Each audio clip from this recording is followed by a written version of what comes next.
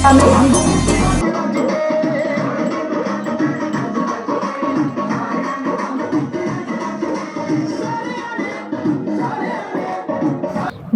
সবাইকে, আমার চ্যানেলে সুস্বাগতম। আমি এখন শেয়ার করছি অমরনাথ যাত্রা ভিডিও সেকেন্ড পার্ট।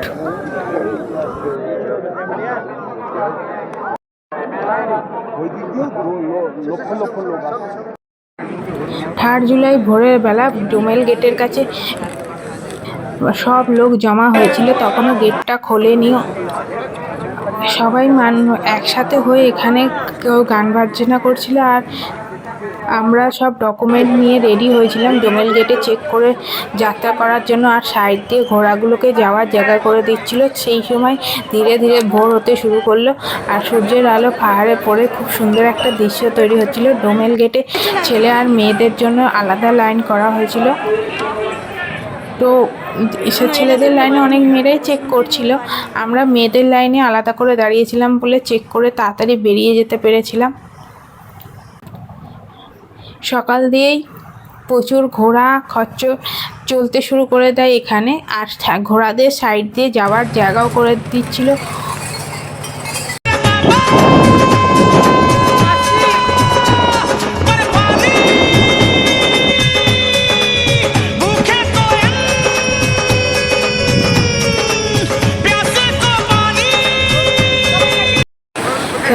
এখানে ঘোড়া দাঁড়িয়ে জল খাচ্ছিল। পরিবেশ খুবই সুন্দর, মনোরম। ভোরের বেলা সুন্দর হাওয়াও দিচ্ছিল, আর হালকা হালকা ঠান্ডা হাওয়া খেতে খেতে সবাই সোয়েটার পরে কোট পরে রওনা হয়ে গেছি। তো ভোরের বেলা যখন আমরা উঠি তো 3টের সময় তখন উঠেছিলাম, উঠে রেডি হয়ে গেছিলাম যাওয়ার জন্য। আগে থেকে বলেছিলাম যে গরম জল দেওয়ার জন্য হাত মুখ ধোয়া। এখানে জল প্রচণ্ড ঠান্ডা। তো আমরা সেই গরম জলটা দেখলাম যে দিনের মানে টাইমের সাথে সাথে সেটার দাম ধীরে ধীরে বাড়তে থাকে। যেমন যখন 3টের দিকে তো তখন যে গরম জল 50 টাকায় পাওয়া যাচ্ছিল এক বাটি গরম জল ধর। আর তারপর 4টের দিকে হলে সেটা 100 টাকায়, 5টার দিকে হলে আরও দাম বাড়ছে ধীরে ধীরে। তো আমরা স্নান করে ফ্রেশ হয়ে তখন রওনা দিয়েছি, যখন খুব সুন্দর হাওয়া বইছিল। আর মনেই হচ্ছিল না যে পাল্টালের মতন একটা খাড়াই রাস্তায় চড়া হচ্ছে। মনে হচ্ছিল এই রাস্তাটা মানে স্বাভাবিক রাস্তা। একটা ট্রেকিং করতে গেলে যেরকম চড়াই থাকে নর্মাল, সেরকমই চড়াই মনে হয়েছিল। যখন ধীরে ধীরে উঠছি তখন গিয়ে খাড়াইটা অনেকটা বাড়ে, কিন্তু প্রথম থেকে হালকাই খাড়াই ছিল। আর রাস্তার এত সুন্দর দৃশ্য দেখে সেই খাড়িটা বোঝাই যাচ্ছিল না প্রথমের দিকে যে আমরা একটা অনেক বড় জায়গায় উঠছি বা হাঁটতে কষ্ট হবে, সেই সব কিছু মনেই হচ্ছিল না। আর বৃষ্টি ছিল না, আমাদের ওয়েদারটা খুব মনোরম ছিল, আর হালকা হালকা হাওয়া দেওয়ায় তাতে আরও যাত্রাটা সুন্দর হয়েছিল। তাহলে ডোমেল গেট থেকে বেরিয়ে যখন প্রথম হাঁটাটা শুরু করলাম, তখন দুটো বড় বড় খাড়াইয়ের গোল রাস্তা পড়েছিল। তখন অনেক মানুষই ঘোড়ায় উঠে যাচ্ছিল, কারণ অত বড় খাড়াইতে ওঠা সম্ভব না। কিন্তু তারপর রাস্তাটা মনে হলো নর্মালি আছে। ডোমেল গেটের কাছে যখন আমরা চেকিং করলাম, চেকিং করার পর ওখানে বায়ো টয়লেট ছিল এবং খাবার জলও পাওয়া যাচ্ছিলো। তারপর যখন আমরা হাঁটতে শুরু করলাম তখন খাবার জল বা বায়ো টয়লেটের ব্যবস্থা ছিল না। প্রায় 1.5-2 ঘন্টা আমরা কোনো রকম ওয়াশরুমের কোনো ব্যবস্থাই দেখিনি। হয়তো প্রথম দিন বলে সেই ব্যাপারটা ছিল কি না জানি না, অন্য দিন থাকে কি না, কিন্তু আমরা যখন প্রথম দিন চলছিলাম তখন এই ব্যবস্থা ছিল না। অনেকটা হাঁটার পর মানে প্রায় 2-2.5 ঘন্টার পর আমরা বায়ো টয়লেট দেখেছিলাম, এবং বায়ো টয়লেট যেখানে পেয়েছিলাম সেখানে পরিষ্কার পরিচ্ছন্ন ছিল। হয় আর ভিডিওতে দেখতেই পাচ্ছ যে যখন উঠছি তখন আমরা আসার যে ঘোড়া, সেই আসার মানে সেকেন্ড দিন হলে যেটা হয় কি যে আসার যে ঘোড়াগুলো ফেরে, সেই সব ঘোড়া ফেরার একটা যে চাপ থাকে সেই চাপটা আমরা পাইনি। প্রথম দিন যাওয়াতে পুরো রাস্তা সোজা ওপরের দিকে সবাই উঠছে, তাই মানুষ সাইড দিয়ে যেতে বলছিল, কিন্তু আসার লোকের যে চাপটা থাকে, আসার টাইমে যে চাপটা থাকে, ছোট বালটালে রাস্তাটা সরু জানো সবাই, তো সেই চাপটা আমরা পাইনি। আর দূরে দূরে পাথর করে কাটা আছে, এরকম যে বসার জায়গা ছিল। মোটামুটি 1 ঘন্টা 1.5 ঘন্টা পর সবাই কোথাও না কোথাও একটু বসে বসে রেস্ট নিয়ে নিচ্ছিল। আর খাবার দোকানও এসে ছিল। খাবার এখানে জলের দামটা অনেকটা বেশি, মানে যেই সব জল কলকাতা বা আরও শহরের দিকে 10 টাকায় পাওয়া যায়, এখানে জল 40 টাকা 50 টাকায় ওই ছোটো বোতলগুলোই বিক্রি হচ্ছিল। আর ভান্ডারা তেমন ছিলই না ধরতে গেলে। যখন পাল্টাল দিয়ে ডোমেল গেট পেরিয়ে হাঁটা শুরু করলাম তখন একটা ভান্ডারা পেয়েছি, ওপরে ভান্ডারা তেমন পাইনি। ওপরে সব কিছু তোমাকে কিনেই খেতে হবে। এরপর বলে দিই ঘোড়ার রেট, খচ্চরের রেট বা সে পিঠুর রেটের কথা। তো এখানে যখন আমরা উঠি তখন আমরা ঠিকই করে নিয়েছিলাম পুরো রাস্তা হেঁটেই যাব, যে করে হোক রাস্তা হেঁটে যাব, কোনো রকম পশুর পিঠে চড়বো না।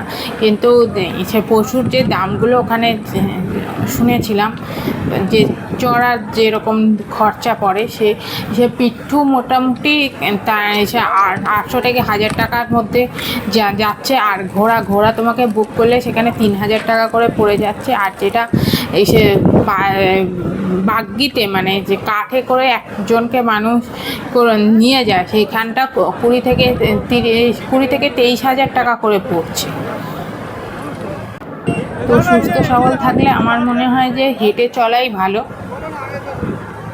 কারো পায়ে সমস্যা থাকতে পারে, তাদের ব্যাপার আলাদা, তারা সহায়তা নিতেই পারে, কিন্তু যাদের পক্ষে হাঁটা সম্ভব সেখানে হেঁটে চলাই ভালো।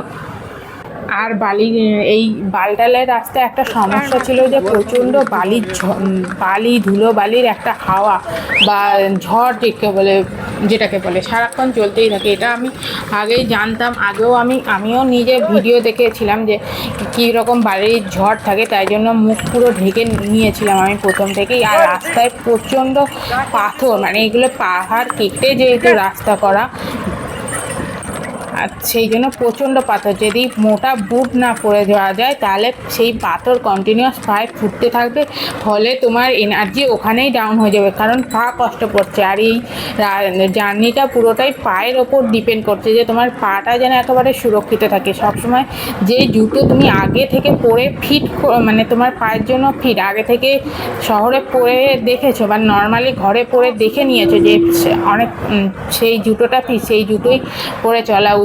আর জুতোর তলা যেন ক্ষয়ে না থাকে। এখানে রাস্তায় ঘোড়ার পটি রয়েছে যেখানে পিচ্ছল হতে পারে, সাথে ঝর্ণার জলও ছিল মাঝে মাঝে, তো তাই জন্য জুতোর তলা যেন ক্ষয়ে না থাকে, একেবারে জুতোর খোল পরে যাওয়া উচিত। আর দূরে গিয়ে এখানে খাবার দোকান কিছু পেয়েছিলাম, সেই খাবার দোকানে নর্মাল দামই পাওয়া যাচ্ছিলো সব খাবার, কিন্তু জলটা একটু বেশি দামের ছিল। এখানে খাবার দোকান ছাড়াও অনেক রকম স্টল বসেছিল, যেরকম ওই ঠাকুরের কিছু জিনিসপত্র, মূর্তির স্থল ছিল। ছোট অমরনাথ বাবার যে গুহার মন্দিরটা, তারও একটা শেপের যাচ্ছিল। দেখতে অনেকটা রাস্তায় পেরিয়ে এসেছি।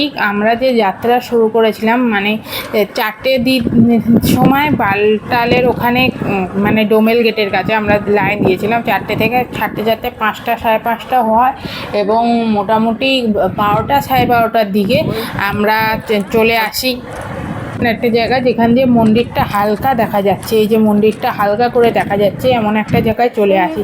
এবার রাস্তায় মিলিটারিরাও আমাদের সাহায্য করছিল, জল দিয়ে, কেউ কখনো অক্সিজেন দিয়েও সাহায্য করছিল।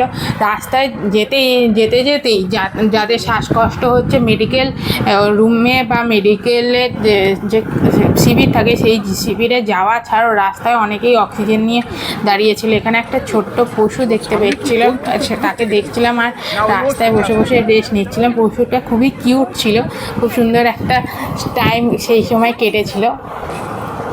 তো ধীরে ধীরে আমরা চলে আসছিলাম এই বরফটার কাছে। মানে বরফ যখন দেখতে শুরু করবে তখন বোঝা যাবে যে মোটামুটি মন্দিরের কাছে চলে এসেছি। বরফটা খুব সুন্দর বরফ ছিল না, যেরকম কাশ্মীরেতে জুন মাসে বা অক্টোবর মাসের দিকে খুব সুন্দর একটা বরফ দেখা যায়, সেরকম বরফ ছিল না, কিন্তু বরফ মোটামুটি পাওয়া যাচ্ছিল। আর একটা এই বরফের কাছে আসতে অনেকেই সেই বরফগুলো নিয়ে খেলা করছিল। আর পাহাড়ের ঝর্ণা বইছিল, ঝর্ণার জলও অনেকে নিচ্ছিল। এখানে ঝর্ণার জলে অনেকে তুলে সেই ঝর্ণার জলগুলো খাচ্ছিল। ঝর্ণার জল নাকি খুব পবিত্র হয় তাই জন্য। আর মোটামুটি পেহেলগামের সব ঘোড়া এখানে এসে জমা হচ্ছিল। একটা বড় মাঠের কাছে পেহেলগামের সব ঘোড়া এসে ধীরে ধীরে জমা হচ্ছে। এই সব জায়গায় যখন পৌঁছেছি তখন বুঝতে পারলাম মোটামুটি মন্দিরের কাছে পৌঁছে গেছি। এবার ধীরে ধীরে শীতটা আরও এসে জোরালো হতে শুরু করলো। এবার আমি কোট পরে নিয়েছি। যখন আমি প্রথম হাঁটা শুরু করি তখন কোট টোট কিছুই ছিল না। তারপর ধীরে ধীরে আরও ওপরে উঠতে ঠান্ডাটা বাড়লো, আর ঠান্ডাটা বাড়তে কোট পরে নিলাম। মাঝে একটু রেস্ট নিয়েছিলাম। আমি যেহেতু আমার বাবার সাথে এসেছি, তো বাবার শরীরটা একটু খারাপ করতে রেস্ট নিয়েছিলাম, তাতে অনেকক্ষণ টাইম গেছিলো। মোটামুটি 3টের দিকে চলে এসেছি এখানে। আমার এখানে 1টার মধ্যেই চলে আসার কথা ছিল, কিন্তু মন্দিরের কাছে 3টের সময় চলে এসেছি। পুজো দিলাম, খুব সুন্দরভাবে পুজো দিয়েছিলাম। পুজো দেওয়ার সময় প্রসাদ মন্দিরের কাছেই কিনতে পাওয়া গেছিলো। ওখানে ওপরে সিঁড়ি ছিল, অনেকগুলো সিঁড়ি উপরে উঠেই মন্দিরের কাছে গেছিলাম। তো মন্দিরের কাছেই প্রসাদ, সিঁড়ির মধ্যেই প্রসাদ কিনতে পাওয়া যাচ্ছিলো, 100 টাকা করে প্রসাদ। আর মন্দিরের বাইরে ব্যাগ জমা রাখা, মোবাইল জমা রাখার সব রকমের ব্যবস্থা ছিল। প্রসাদের জায়গাও মোবাইল জমা রাখার ব্যবস্থা ছিল। খুব সুন্দরভাবে দর্শন করেছিলাম বাবার। দর্শন করার পর ওখানে রেস্ট নিয়েছিলাম। রেস্ট নিতে নিতে সন্ধে হয়ে গেছিলো। 3টে থেকে 4টে 1 ঘন্টা আমরা দর্শনই করেছিলাম। দর্শন করার পর কিছুক্ষণ রেস্ট নিলাম, মানে আমরা 5টা বেজে গেল। আর 5টা বেজে যাওয়া মানে মন্দিরটা ধীরে ধীরে বন্ধ করে দেবে, মানে 5টার পর 5টা সাড়ে 5টার পর আর দেখতে দেয় না। তো হেঁটে হেঁটে আমরা দোমেল গেটের কাছে চলে এলাম। তো বালটাল হয়ে যেহেতু নামছি, তো ডোমেল গেটের কাছে আসতে প্রায় রাত 3টে হয়ে গেছিলো। মানে আসার সময় ক্লান্ত ছিলাম বলে ধীরে ধীরে হাঁটছিলাম। আমরা হাঁটা শুরু করেছিলাম 5টার সময়, আর আস্তে আস্তে প্রায় রাত 3টে হয়ে গেছিলো। বিকেল 5টা থেকে রাত 3টে, মানে অনেকক্ষণ আমরা হেঁটেছিলাম। হেঁটে আসার সময় যেহেতু বাবার কাছে যাওয়ার তাড়া ছিল না, তাই হাঁটাটাও আমাদের ধীরে ধীরে হয়েছিল। আর রাস্তা খুব আলো ছিল সেরকম না, মোটামুটি আলো ছিল। আর রাস্তা খুব উতরাই, তো খুব উতরাইয়ের জায়গাটা খাড়াইয়ের চেয়েও উতরাইতে নামতে খুব কষ্ট। আর নামতে পায়ে একটা ব্যালেন্স পাওয়া যায় না। আর রাতের টাইমে ঘোড়ারাও খুব ভালো মতো চলে না, তাই সাবধানে নামতে হচ্ছিল। এবার নেমে সকালবেলা একটু কিছুক্ষণ তাঁবুতে ছিলাম। তাঁবুতে থেকে তারপর সকাল 7টার দিকে আমরা বাড়ি ফেরার দিকে রওনা হলাম। কাশ্মীরের এই সুন্দর দৃশ্যগুলোও খুব ভালো লেগেছিলো। অমরনাথ যাত্রা প্লাস কাশ্মীর ভ্রমণ খুবই ভালো লাগলো। ভিডিওটা ভালো লাগলে লাইক করো, চ্যানেলটা সাবস্ক্রাইব করো।